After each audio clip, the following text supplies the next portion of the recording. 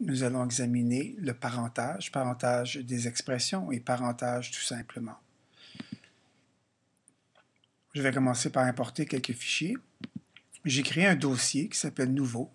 Juste en cliquant sur Dossier, ça crée un dossier. À l'intérieur du dossier, j'écris le nom. Ici, je vais simplement l'éliminer parce que j'en ai fait un déjà. Donc, Nouveau dossier. Et juste pour trouver mes choses plus facilement, j'importe ici des fichiers. Je vais aller sur mon desktop et je vais aller chercher quelques dossiers comme celui-ci. La tortue. Donc, ces deux-là. Déjà, et je vais importer un effet de reflet sur l'eau. Voyons voir.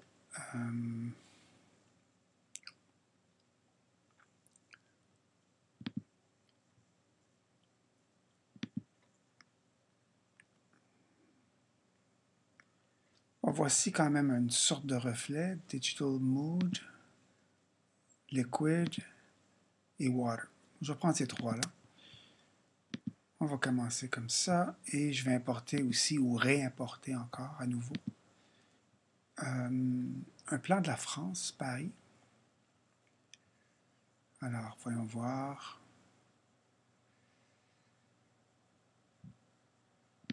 Le Lindbergh et la Tour Eiffel. Voilà. Je commence par faire une nouvelle composition, comme d'habitude. HD d'une durée de 30 secondes. Je pense que c'est un peu long. 20 secondes devrait suffire. Et j'ai un nouveau programme ici. Alors, dans mes fichiers, j'ai des doubles ici. Alors,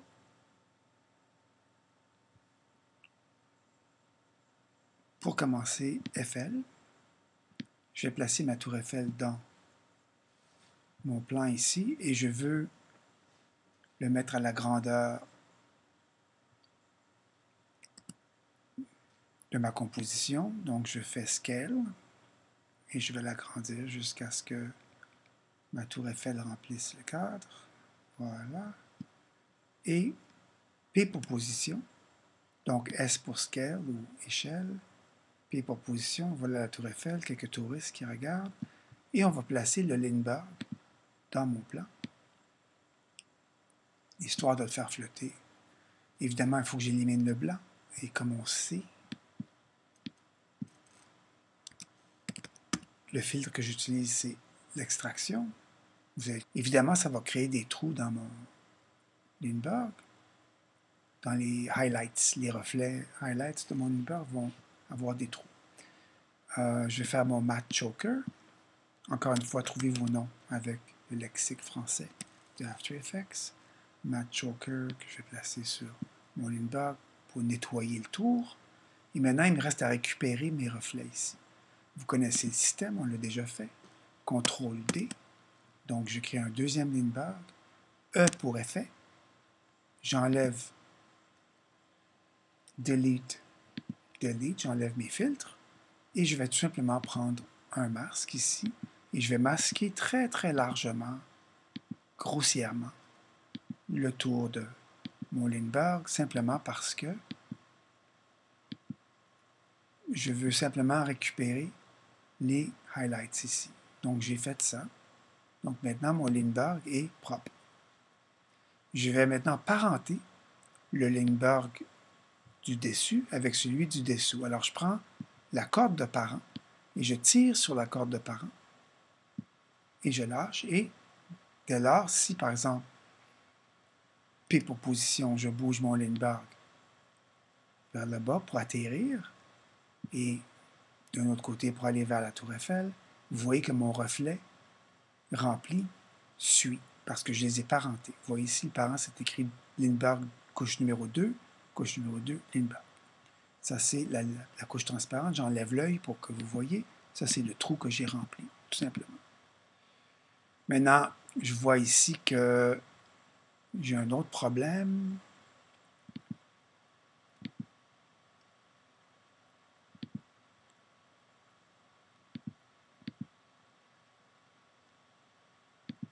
Je vois un peu le cadre ici. Enfin bref, je réglerai ça plus tard. Je ne pense pas que c'est un vrai problème. OK. Je prends mon pointeur et maintenant je peux prendre mon Lindbergh ici et le placer où je veux. Notez que j'ai sélectionné le numéro 2. Et là, ce que je vais faire, c'est que je vais faire avancer le Lindbergh vers. Et je peux le faire des mouvements comme rotation. Et vous voyez que ma rotation est au milieu du Lindbergh parce que mon point d'ancrage est au milieu ici. Si je prends l'outil point d'ancrage, qui est mon 6e outil vers la droite, je peux prendre mon... Vous voyez maintenant que mon curseur a changé, c'est devenu un target, une mire. Et si je mets le point d'ancrage à la pointe de mon Lindbergh et que je fais une rotation, maintenant vous allez voir que le Lindbergh tourne sur la pointe. Alors que si je place le point d'ancrage à la fin, c'est maintenant comme les ailerons au bout du Lindbergh qui dirigent le mouvement. Maintenant, j'aime bien qu'il soit à peu près vers où il y a la cabine. Comme ça, quand je fais ma rotation, le Lindbergh bouge de façon intéressante. Bon, voilà. Maintenant, qu'est-ce que je vais faire? C'est que je vais ouvrir toutes mes paramètres de mouvement. Il y a Anchor Point, position, Scale ou échelle, rotation et opacité. Maintenant, qu'est-ce que je veux faire? C'est vous montrer comment on fait pour associer une fonction avec une autre en utilisant les expressions. Donc, qu'est-ce que je vais faire? C'est du parentage d'expressions. À ne pas confondre avec le parentage qu'on a fait pour mettre ensemble nos deux layers ici, avec le parent qui est ici. Ce n'est pas la même chose du tout. Alors, si j'invoque, par exemple, P pour position, et je fais Shift R pour rotation, et S pour échelle. Maintenant, qu'est-ce que je veux faire? C'est que je veux déplacer ma position, mais en même temps que je déplace ma position, je veux que la rotation bouge et que l'échelle bouge aussi. Je veux donc le faire agrandir, le faire avancer, le faire en rotation tout en même temps. Pour faire bouger, évidemment, j'allume ma montre ici. La montre, c'est le point d'ancrage. Quand j'allume mon point d'ancrage, j'ai ici une position et j'avance dans le temps, évidemment parce qu'une animation se fait dans le temps. Et ici, je vais bouger ma position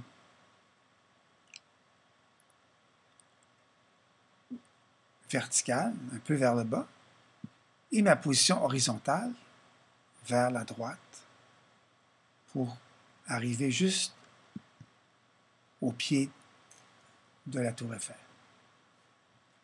Encore un peu. Donc maintenant, je veux que pendant que se passe le mouvement, vous voyez ici, quand je mets mon curseur devant un chiffre de droite ou de gauche, mon objet. Si je clique, je peux maintenant entrer des chiffres précis. 1250, et voilà. Donc, c'est deux façons de bouger. Et là, j'ai deux points d'ancrage. Vous voyez ici mon rectangle ici, mon losange à gauche et à droite. Ce sont mes points d'ancrage. Je vais remettre mon curseur au début.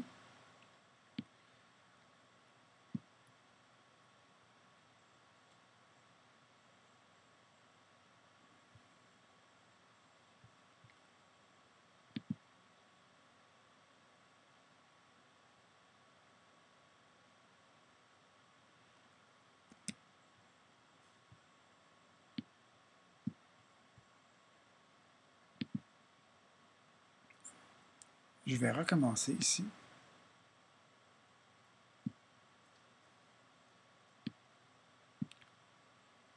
Je mets un point d'ancrage. J'avance. Je mets un autre point d'ancrage.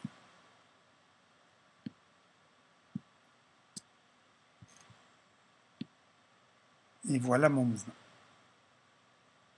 Donc, mon mouvement, c'est un mouvement très lent du Zeppelin qui va aller s'écraser sur la Tour Eiffel. Maintenant, qu'est-ce que je vais faire? C'est associer ma rotation avec ma position horizontale, c'est-à-dire le 900 ici. Et pour ce faire, pour ouvrir une expression, je presse sur la clé Alt et je clique sur la montre, ce qui ouvre une expression.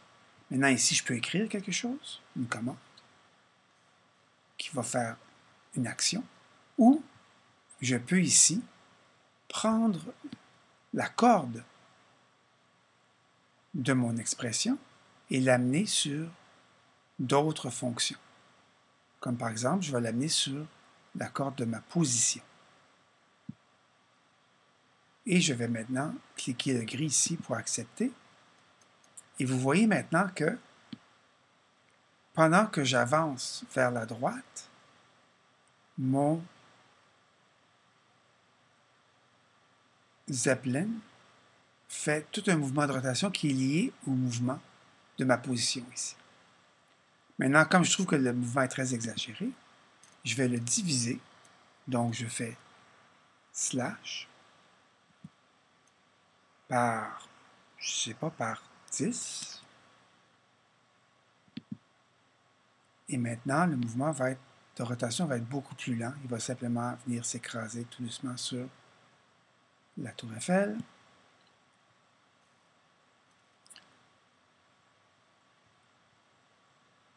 Et je vais faire la même chose avec mon scale. Alors, Alt, clique la montre de scale, ce qui ouvre l'expression. Je prends le scale et je le mets sur la position. J'accepte. Et maintenant, pendant, encore une fois, que j'avance vers la droite, mon Lindbergh avance vers moi. Donc, j'ai associé, en quelque sorte, des fonctions à d'autres fonctions. Maintenant, ici, ça ne donne pas exactement ce que je voulais. Donc, je vais enlever ici les expressions. Pour enlever une expression, je presse sur Alt et je reclique la montre, ce qui élimine l'expression. Maintenant, au lieu d'avoir l'expression sur la position horizontale, je vais le faire sur la position verticale pour voir ce que ça donne. Je vais donc prendre mon scale, Alt-clic, je prends ma corde, je le mets maintenant sur le 300, ce qui est ma position horizontale. Et maintenant, quand j'avance, j'ai mon scale qui avance aussi. Et encore une fois, je vais aller à la fin de mon expression, faire slash divisé par 20. Je veux juste un simple mouvement de zoom alors qu'il avance vers la Tour Eiffel. Ici, par 20, c'est un peu exagéré. Je vais y aller par 10. Alors, vous voyez, les expressions, c'est comme ça. C'est une forme de programmation qu'on fait à l'intérieur du programme, divisé par 5 maintenant. Voilà, ça a beaucoup plus d'allure. Il s'en vient vers la Tour Eiffel à une bonne grandeur. Il va s'écraser sur la Tour Eiffel. Je vais faire la même chose avec la rotation ici. Alors, je vais prendre ma rotation et je vais faire Alt-clic. Je vais prendre la corde et l'amener sur mon horizontal. Je lâche. Et encore une fois ici, je vais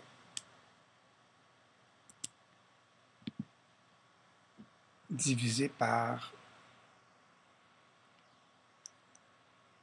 10. Oh, par 5. Encore une fois, par 5. Et voilà. Maintenant, ma rotation, ma position fait aussi bouger ma rotation. Et mon Zeppelin a perdu le contrôle. Il va venir s'écraser verticalement sur la Tour Eiffel. Maintenant, je peux changer les points de ma position. Alors, je fais J pour aller au premier point et K pour aller au dernier point. Ça, c'est les commandes rapides. J.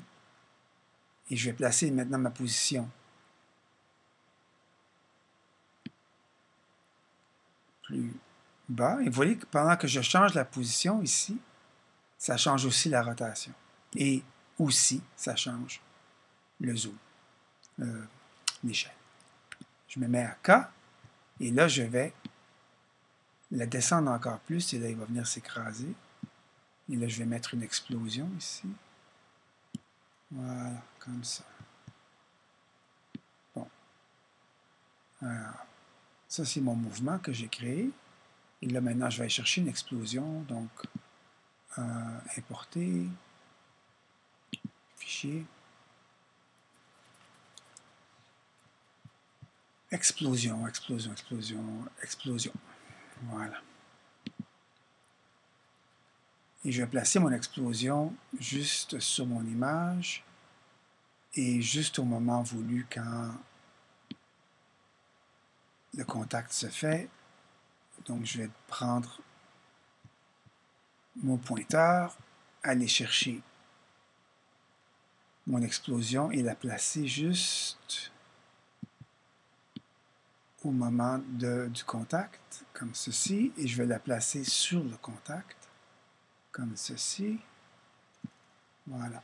Et maintenant, on se souvient que pour rendre transparent noir ici, plutôt que de prendre l'extraction, je vais prendre Shift Channel, qui, encore une fois, je vous réfère à votre lexique. Je vais vous envoyer dans le devoir l'adresse email, l'adresse URL du lexique pour vous faciliter la vie. Et là, ici, je vais me mettre sur luminance ou sur rouge. Lightness. Et voilà, maintenant, j'ai mon explosion qui apparaît ici. Et je vais prendre le toggle switch ici, et mode. Je vais m'en aller dans les modes. Donc, je clique ici, et tout à coup, j'ai accès à mes modes. Donc, je recommence. Ici, c'est mes switches. Et ici, c'est donc panneau de contrôle, ou toggle switch. Et ici, c'est mes modes. Et dans mes modes, je vais choisir un mode qui s'appelle Luminescence Pre-Multiply. Ce qui va rendre mon explosion beaucoup plus brillante, parce que je multiplie les pixels de l'explosion. Donc, vous voyez ici, qu'est-ce qui arrive? C'est très intéressant. Je vais dupliquer l'explosion. Commande D. Je vais la décaler un peu pour en avoir deux. Et je vais en mettre une derrière le Lindbergh. Donc, je la prends physiquement et je la descends pour que l'explosion soit derrière et devant en même temps. Si j'enlève la première explosion, vous allez voir que j'ai une explosion qui est derrière ici, uniquement. Et là, j'ajoute celle qui est devant. Et j'ai maintenant un très bel effet d'explosion. Et maintenant, mon Lindbergh, si j'avance dans le temps, va tout simplement s'écraser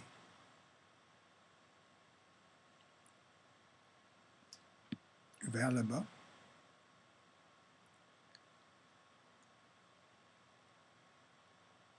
Et là, c'est maintenant que je pourrais faire mon radio wave avec ma fumée.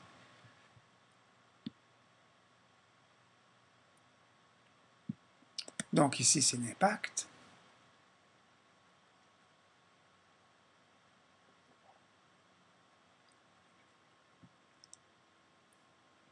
Évidemment, ça, c'est pas la vitesse réelle, c'est la vitesse de render.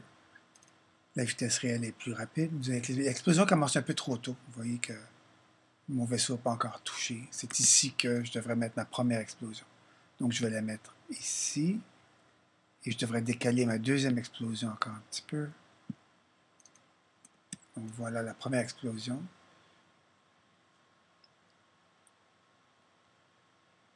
Qui apparaît déjà derrière, alors que la deuxième va commencer à apparaître devant.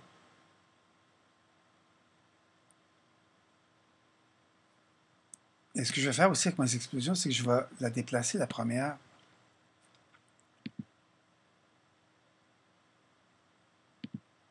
physiquement.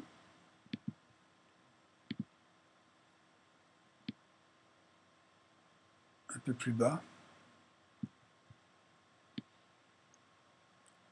Et ici, je vais ralentir un peu le mouvement vers le bas ici. Donc, je vais créer ici, si je clique, je fais un right-click sur mon keyframe ici, je vais ouvrir une fenêtre et j'ai les assistances et je vais faire Easy In, Ease ou un assouplissement de la vitesse pour créer comme une sorte de ralentissement et d'accélération à nouveau. Donc, voilà ce que ça donne. Contact.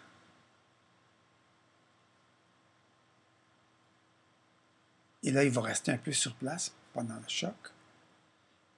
Il y a l'explosion, à la fois derrière, un peu en avant, et devant, un petit peu retardé, comme si ça passait à travers. Et là, mes explosions pourraient suivre un peu le... Alors, je préfère des keyframes sur l'explosion pour suivre le mouvement de la queue du Zeppelin. Voilà. Et là, il va y avoir une autre explosion quand il touche à terre et de la grosse fumée noire que je préfère avec Radio Wave, comme on a vu dans les autres exercices. Donc, c'est juste simplement ici une révision. On a Extract pour enlever le blanc, on a Shift Channel pour enlever le noir, on a décalé un peu, on a le viseur pour bouger mes éléments sur le plan, on a les keyframes qu'on a créés en allumant la montre, et on a les expressions qu'on a ouvertes en faisant Alt-clic la montre, et on a pris la corde et on a allié à d'autres vecteurs. Alors voilà pour cet exercice. Maintenant, faisons une nouvelle composition. Encore une fois, 20 secondes. Par défaut, c'est toujours la dernière composition qui apparaît. Et cette fois-ci, je vais prendre les reflets dans l'eau et les placer dans mon plan. Et encore une fois, je vais les mettre à la grandeur, soit en faisant Scale ou Échelle, ou ici, j'ai une commande rapide, c'est CTRL, commande F, ou c'est Alt, commande F.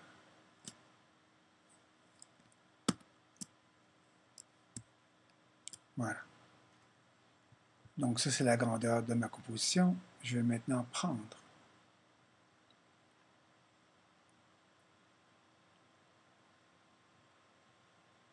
ma tortue.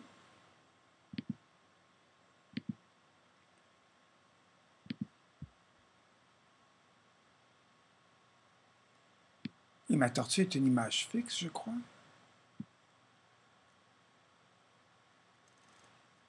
Et ici, échelle, je vais la rapetisser. Bon, on a une tortue ici qui a été créée par les élèves de Saint-Frère-André pendant la pièce Noé, il y a quelques 8-9 ans de ça. C'est des boîtes de carton découpées, collées. Très imaginatif. Elle est en relief. Très belle tortue. Ils ont fait tous les animaux de l'Arche de Noé. Maintenant, ce que je vais faire, c'est que je vais découper ou enlever. Je vais essayer de faire une extraction ici, mais ça ne va probablement pas marcher parce que mon fond est brun ici. J'aurais dû le faire sur un fond vert ou quelque chose comme ça, mais je l'ai très rapidement pris le cliché sur le tapis de l'auditorium. Donc, c'est ça que ça a donné. Donc, extract. Encore une fois, comme je dis, ça ne va probablement pas fonctionner, mais on va voir. Je vais prendre le pâle et l'enlever. Ça va probablement enlever la tortue elle-même. Partie du plancher, juste assez pour, admettons, me donner une plus grande facilité à découper l'image. Voilà. Ça m'aide beaucoup. Parce qu'après ça, je peux juste nettoyer. Hein? OK. Je vais partir de ça. Et je vais prendre mon masque ici et je vais très rudimentairement découper ma tortue ici. Je dis très rudimentairement. C'est mon outil plume.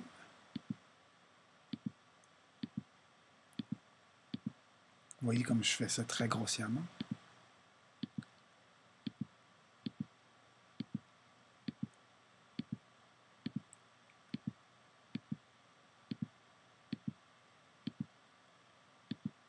l'exercice ici, ça va être de travailler sur... Oui, je peux déplacer les points quand je ne suis pas tout à fait bien placé. Ici, je peux quand même les corriger. Ici, si je presse sur Alt, je peux changer les points ici en ligne droite. Ce qui m'aide un peu dans certains endroits, comme ceci, pour avoir une ligne droite. Voilà. Et ici, je continue. Comme ça, comme ça, comme ça, comme ça, comme ça. Et je ferme.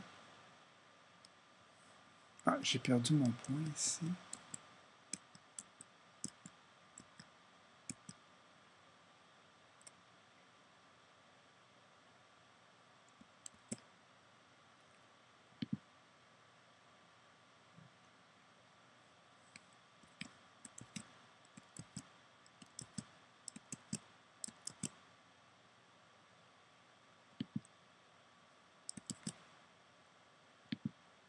OK. Je ferai mes lignes droites plus tard. Là, je ferme mon masque. Maintenant, j'ai nettoyé ma tortue.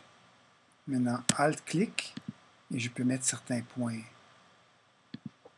des angles droits.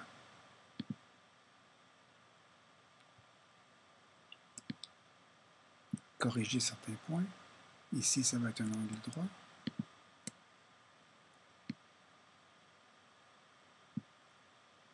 Ici, un angle droit.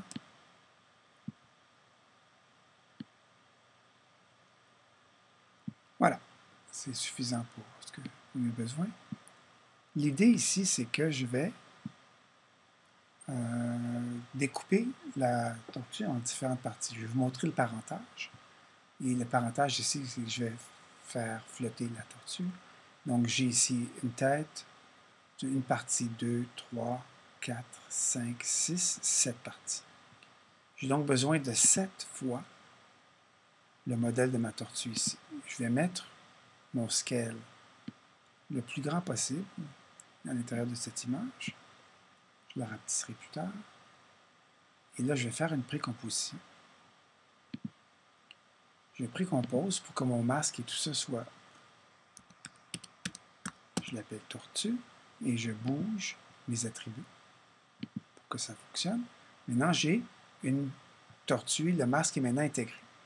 Donc, ma tortue ici, si je la bouge, rotation, admettons, elle est entièrement autonome et transparente. Okay, je l'ai nettoyée. OK.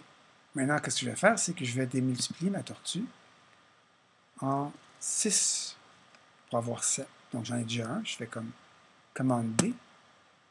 1, 2, 3, 4, 5, 6. Donc, mon premier niveau, ça va être évidemment la coquille.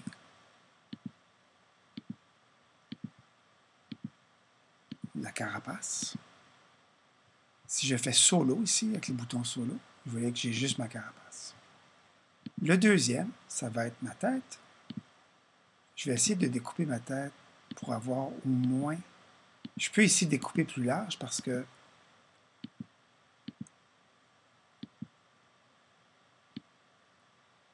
j'ai de la transparence autour, donc c'est pas important que je masque bien les contours, c'est déjà masqué. Donc j'ai ma tête ici.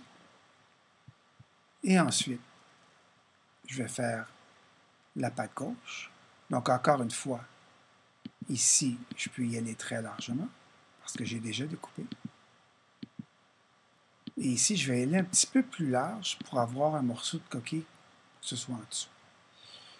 Voilà. Et prochain niveau, je découpe la partie ici. Donc encore une fois, très large ici. Comme vous voyez, c'est très rapide. Et ici,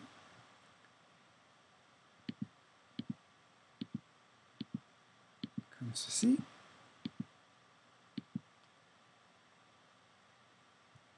Et le prochain niveau,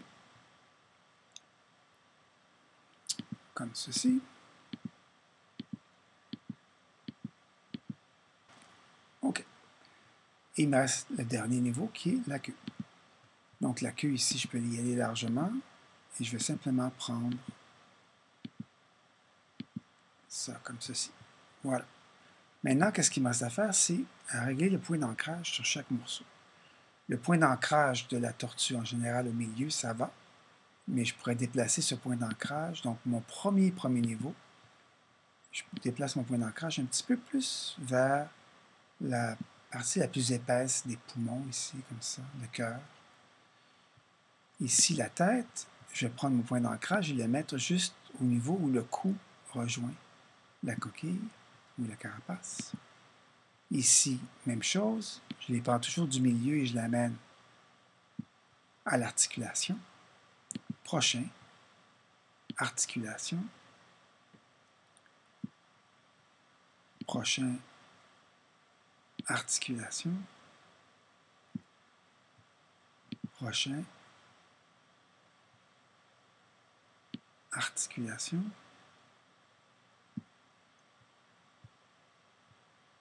Et finalement, ma queue à l'articulation de la queue aussi. Voilà. Maintenant, qu'est-ce qu'il me reste à faire? C'est apparenter tous ces gens-là sur la carapace.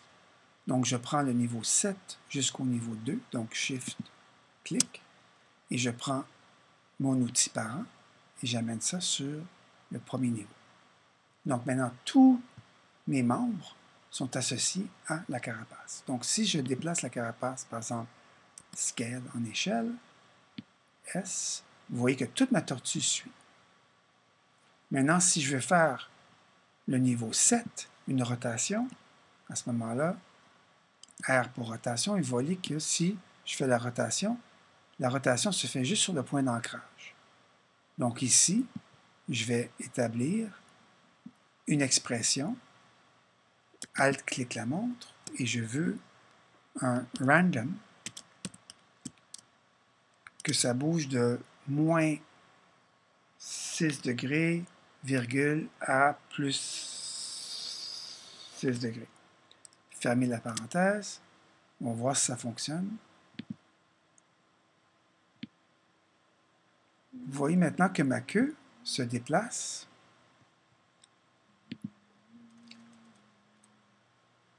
tout seul. J'ai donc animé ma queue avec une expression.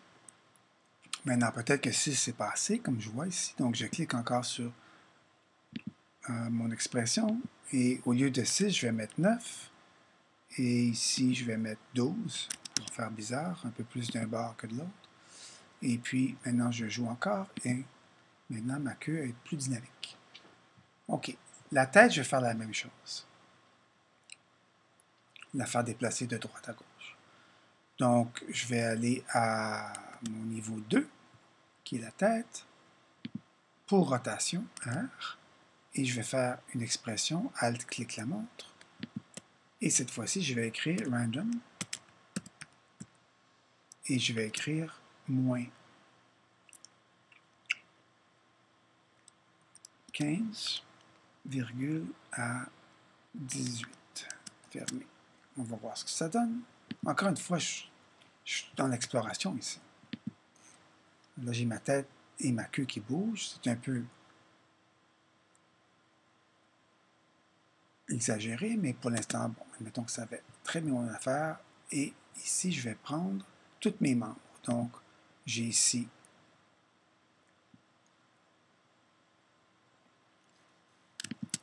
mes 4 membres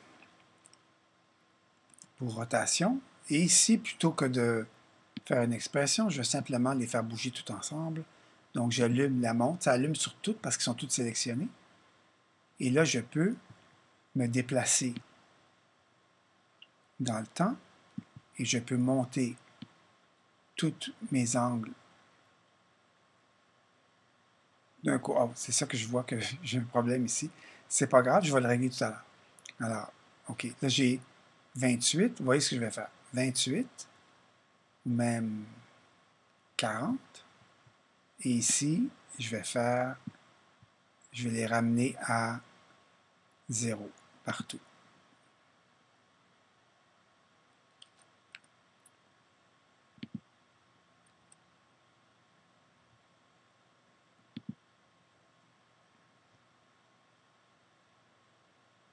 Voilà.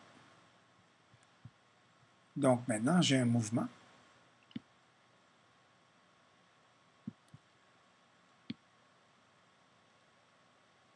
OK, vous avez vu ce que ça donne. Maintenant, je vais désélectionner et je vais voir, ça c'est mon bras droit, mon bras gauche. Le prochain point d'ancrage, c'est K. Il va à plus 39, je vais le mettre à moins 39.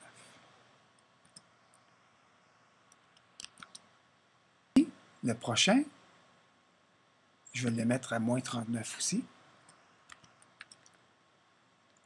Maintenant, quand je bouge, c'est tout ensemble que les pattes font comme un mouvement de navigation. Maintenant, je vais m'avancer un peu plus loin et je vais prendre ce keyframe-là, le premier, c'est-à-dire le deuxième keyframe du niveau 3, et je vais faire CTRL-copie, CTRL-coller. Et je vais faire la même chose avec le prochain. CTRL-copie, CTRL-coller, CTRL-copie, CTRL-coller, et le dernier, CTRL-copie, CTRL-coller. Maintenant, j'ai les bras avancés.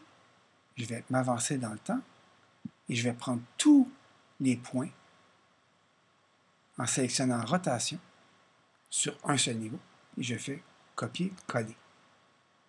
Encore une fois ici, le deuxième, rotation, copier-coller. Le troisième, je clique rotation, ça allume tous mes points, copier-coller.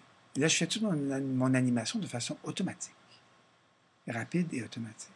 Et le premier, je l'ai oublié. Je vais faire copier-coller. J'ai maintenant une animation complexe. Tête, queue, bras qui nagent. Et puis, mon eau est pas assez longue, mais je vais l'allonger. Je vais simplement la copier, la dupliquer. Donc, CTRL-D. Et là, je vais l'avancer avec mon pointeur, et j'avance mon eau pour couvrir l'ensemble du plan. Et ici, pour pas que ça fasse un jump cut, je vais simplement faire un fondu. Donc ici, je prends opacité ou T. Et je fais un keyframe ici juste avant que l'autre plan rentre. Ou je vais faire un zoom in ici pour voir vraiment qu'est-ce que je fais. Alors, je vais mettre mon opacité ici quand l'autre plan rentre. Et ici à 0 pour qu'il disparaisse. Donc 0. Et ici, sur ce plan-là, le contraire. Je vais prendre mon opacité, donc T pour opacité, et je vais mettre mon opacité à 0 pour que celui-ci rentre. Donc je fais un fondu enchaîné en quelque sorte. Vous voyez, l'autre est disparu. Je fais rentrer celui-ci à 100%. Et maintenant, vous avez un beau fondu enchaîné qui fait en sorte que ça ne fera pas un soubresaut dans les reflets de l'eau. Voilà, zoom back. Nous avons maintenant un plan.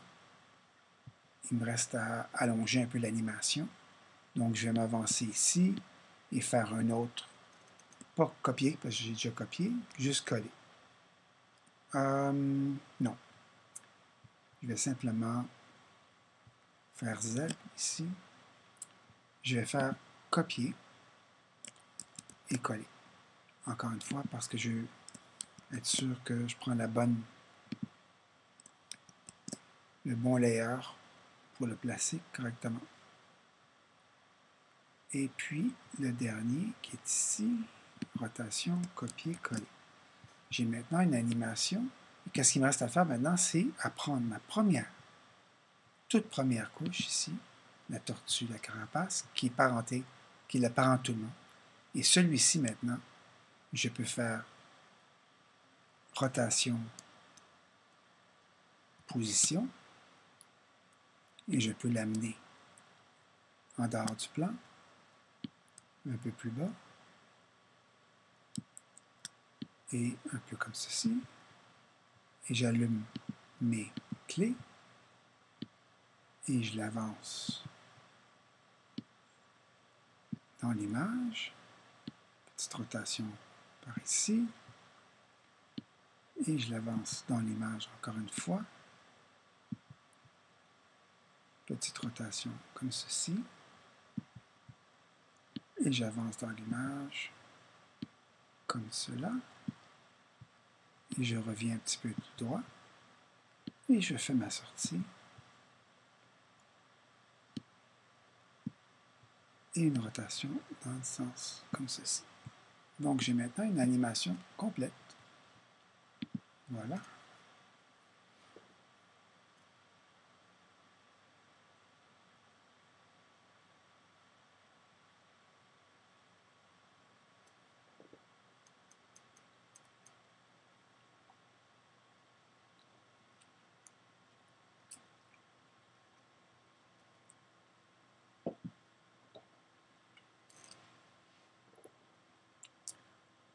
Maintenant, mes bras pour avancer plus dynamiquement. Évidemment, ils sont trop lents. Donc ici, qu'est-ce que je pourrais faire? C'est prendre chacun des points qui sont ici, par exemple. Et je pourrais... Je ne sais pas si je vais faire la bonne commande, là, mais si je fais commande Shift...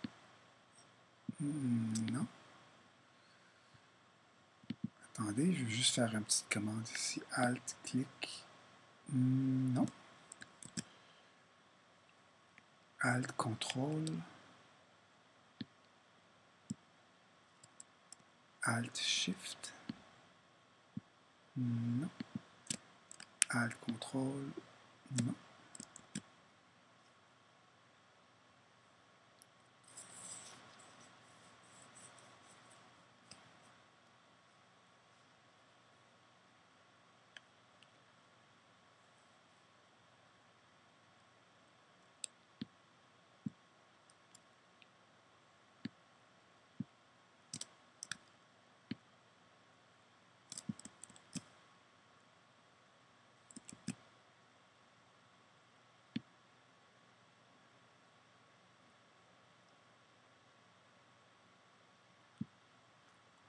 Bien, je peux tout simplement les avancer à la main.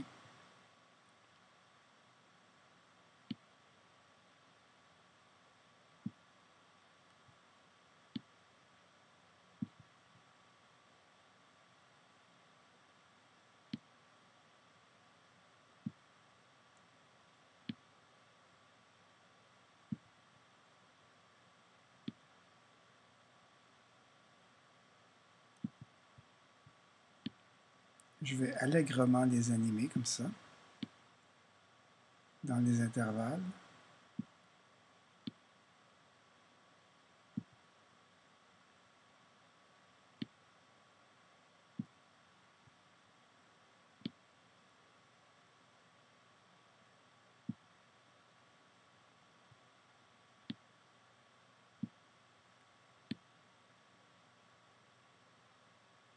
Voilà.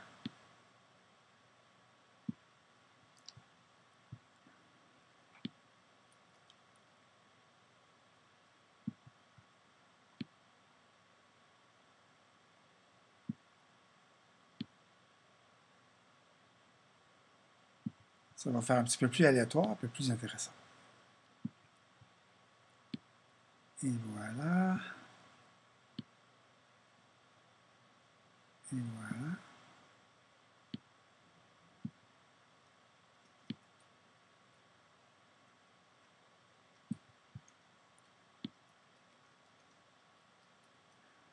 Donc, ce que ça donne maintenant, c'est une animation un petit peu plus dynamique.